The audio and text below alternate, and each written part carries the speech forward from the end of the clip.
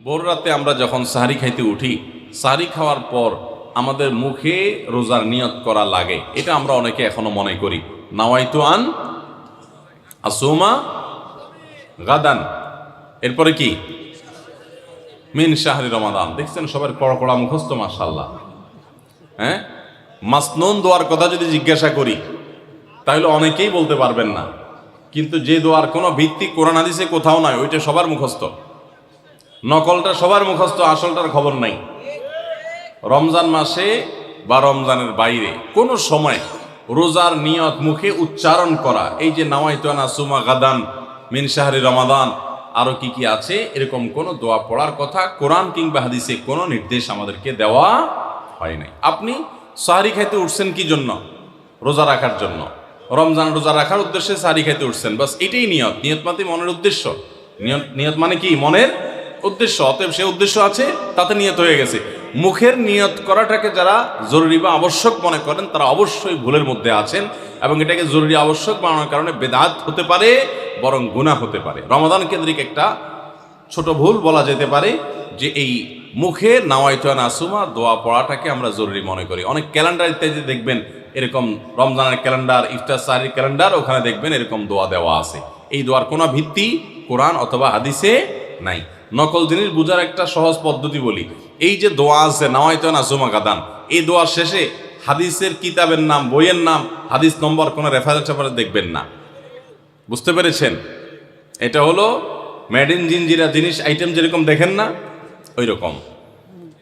আমরা বেশিরভাগ মানুষ, শতকরা হয়তো 90%-এরও বেশি মানুষ, আমরা যারা রোজা রাখি, আমরা শুধুমাত্র পেটের রোজা করি। রোজাটা শুধু পেটের না ভাই, রোজাটা পুরো বডির, রোজাটা পুরো শরীরের, মাথা থেকে পা পর্যন্ত শরীরের প্রত্যেকটা অঙ্গের রোজা আছে। আমরা শুধু পান বা আহার থেকে, যৌনাচার থেকে বিরত থাকাটাকে রোজা মনে করি। আপনি চোখ দিয়া মোবাইলে হারাম জিনিস দেখলেন, যে মেয়েকে দেখা আপনার জন্য অ্যালাউড না, আপনি তার ছবি দেখলেন, ভিডিও দেখলেন, সেটা নাটকের নামে, সিনেমার নামে, কোনো ভিডিওতে, কোনো শর্ট ভিডিওতে, টিকটকে, কোনো জায়গায় আপনি দেখলেন, আপনি অনলাইনে অফলাইনে দেখলেন, তাহলে আপনার চোখের রোজা নষ্ট হলো। আপনার হাতের রোজা নষ্ট হবে যদি হাত দিয়ে কোনো গুনাহের কাজ করেন। পাও দিয়ে যদি কোনো অন্যায়ের পথে যান, পায়ের রোজা নষ্ট হবে। কান দিয়ে যদি আপনি মিউজিক শুনেন, আপনি গান শুনেন মিউজিক সহ, আপনি হারাম কিছু শুনেন, গীবত শিকায়াত শুনেন, তাহলে সেক্ষেত্রে কানের রোজা নষ্ট হবে। ঠিক একইভাবে আপনি মুখ দিয়ে খারাপ কোনো কথা বললেন, কটু কোনো কথা বললেন, গালিগালাজ করলেন, কারোর সাথে ঝগড়াঝাটি করলেন, তাহলে আপনার মুখের রোজা নষ্ট হবে। পুরো শরীরের প্রত্যেকটা অঙ্গ প্রত্যঙ্গের রোজা আছে। আমাদের রোজার দুইটা দিক, একটা হলো রোজার বডি, একটা হলো রোজার স্ট্রাকচার, আর একটা রোজার ফিনিশিং। স্ট্রাকচারটা দাঁড়াবে আপনি সবে সাদিক থেকে নিয়ে, সাহারি থেকে নিয়ে ইফতারি পর্যন্ত আপনি কিছু পান করলেন না, আহার করলেন না, এবং যৌনাচার থেকে বিরত থাকলেন, বৈধ সেটা থেকেও বিরত থাকলেন, তাহলে আপনার রোজার স্ট্রাকচারটা দাঁড়িয়ে গেল। কিন্তু এই রোজা বা সিয়ামের ফিনিশিংটা হবে তখন যখন আপনার মাথা থেকে পা পর্যন্ত শরীরের প্রত্যেকটা অঙ্গ প্রত্যঙ্গের রোজা রাখবেন। শরীরের প্রত্যেকটা অঙ্গ প্রত্যঙ্গকে যখন আপনি গুনাহ থেকে বাঁচাবেন, তখন আপনার রোজাটা পূর্ণতা পাবে। নবী করিম সাল্লাল্লাহু আলাইহি সাল্লাম বলেছেন, বুখারীর হাদিস, মাল্লাম ইয়াদা কাওলা যুরি ওয়াল আমাল বি ওয়াল জাহল ফালাইসা লিল্লাহি হাজাহ আন ইয়াদা তাআমাহু ওয়া শারাবা। যে ব্যক্তি রোজা রেখে মিথ্যা কথা বাদ দিল না, রোজা রাখছে আবার মিথ্যা কথা বলে, আবার যে ব্যক্তি মিথ্যা কাজ, প্রতারণা, 2 নম্বরে এই সমস্ত বাদ দিল না রোজা রেখে, যে ব্যক্তি মূর্খতা সুলভ কাজ করলো, এই ব্যক্তি রোজা রাখে উপবাস থাকায় আল্লাহর কোনো ঠেকা পড়ে নাই, অর্থাৎ তার নিজের কোনো লাভ হয় না, তাহলে এটা উপোস থাকা ছাড়া আর কি। ঠিক একইভাবে নবী করিম সাল্লাল্লাহু আলাইহি সাল্লাম বলেছেন, কোনো ব্যক্তি রোজাদার অবস্থায় কেউ যদি তার সাথে বিবাদে লিপ্ত হতে আসে, ঝগড়া করতে আসে, সে বলবে ইন্নী সায়েম, তোমার কথার বহুত জবাব দেওয়ার ছিল, কিন্তু আমি রোজাদার আছি, সো আমি তোমার সাথে কথা বাড়াতে চাই না। ভাইরা আমার, আমাদের রোজার সবচেয়ে বড় ভুল যদি আপনি আমাকে জিজ্ঞেস করেন, তো আমি বলবো সবচেয়ে বড় ভুল হলো যে আমরা রোজা রেখে নানান পাপাচারে লিপ্ত হই, নানান গুনাহে লিপ্ত হই। আমরা রোজা শুধু পেটের রাখি, আমরা আমাদের শরীরের অন্যান্য অঙ্গ প্রত্যঙ্গের রোজা রাখতে পারি না।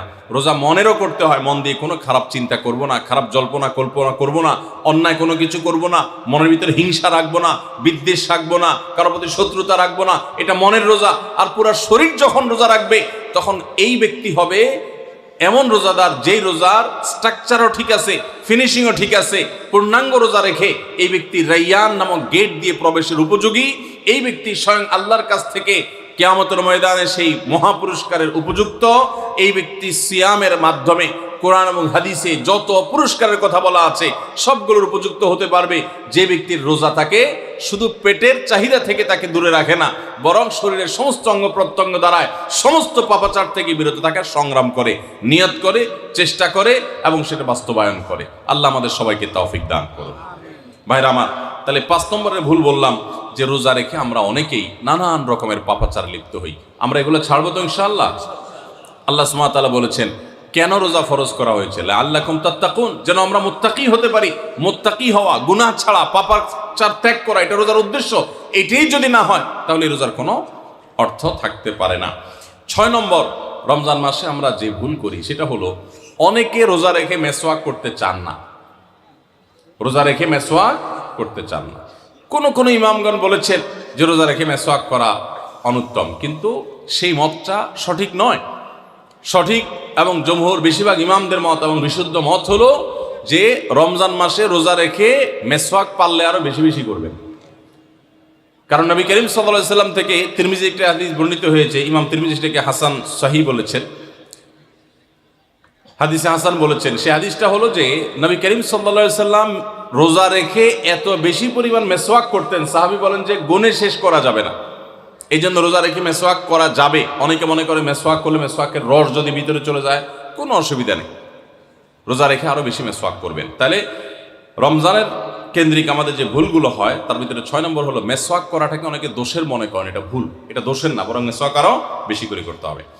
অনেকে রমজান মাসে সাহারির খাবার এমনভাবে খায়, এক সময় আমরা দেখেছি ছোটবেলায় যে অনেক মুরব্বীরা আছেন রাত 12টা-11টার দিকে উঠে সাহারি খেয়ে তারপর শুয়ে পড়েন। এটা যেমন একটা ভুল ছিল, সাহারি হলো শেষের দিকে খাওয়া উত্তম, ওনারা খাইতেন আগে। অতিরিক্ত সতর্ক যেটাকে বলে, এত আগে কেন খায়? যে শেষের দিকে খাইলে রোজা হয় না, না হয় জন্য 12টার সময় 4-5 ঘন্টা আগে খেয়ে ধুয়ে দিলাম। এক লোক দোতলা শুয়ে আছে, তো একটু পর পর মাথা উপরের দিকে উঠে ফেলতেছে। কেউ জিজ্ঞাসা করলো কি ব্যাপার, তুমি কি এমন কেন করতেছো? ফ্লোরে শুয়ে আসো চিত হয়ে, একটু বড় মাথা উঠাও কেন? তো লোকটা বলল নিচের ফ্লোরে একজনে সুই সুতা দিয়ে কাপড় সিলাইতেছে, তো এইভাবে সেলাই করে টান দেন উপর দিকে। তো বলে যে সতর্ক থাকতে তো দোষ নাই, যদি ফ্লোর ভেদ করে আমার মাথা লাগে, এই জন্য মাথা উঠে ফেলতেছে। তো এটা অতিরিক্ত সতর্কতা হইল না? সতর্কতা ভালো, কিন্তু অতি সতর্কতা ভালো না। সাহারি অনেকে রাত 12টা-1টার সময় খান, এটা হলো অতিরিক্ত সতর্কতা।